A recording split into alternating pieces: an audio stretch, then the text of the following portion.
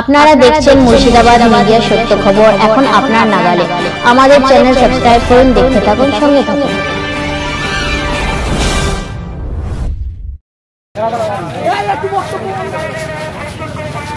আগে যেমন দেখতাম পীরজাদাদের একেবারে গর্জন, সেইভাবে আবারও দেখছি পীরজাদাদের একেবারে রাস্তায় নামতে দেখেছি আরজি কলের বিষয়। এই আন্দোলন কত বড় হবে বা কি দাবি জানাচ্ছেন এই আন্দোলনের বিষয় আরজি কল নিয়ে? তামাম পশ্চিমবাংলা হিন্দু মুসলমান দলিত আদিবাসী এবং মৌলানা মৌলভী হাফেজ কারি পণ্ডিত যতজন আছে সবাইকে রাস্তায় নামা দরকার।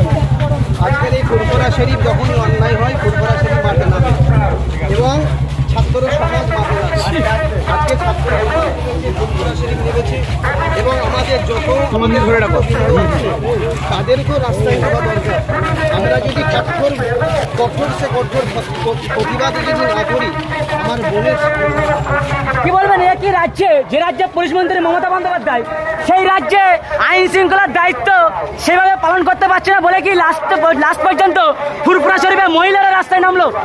দেখেন, রাজ্য সরকার কেন্দ্রীয় সরকার এসব আমি বুঝি না, আমি একটাই বুঝি আমার বোনের বিচার হোক।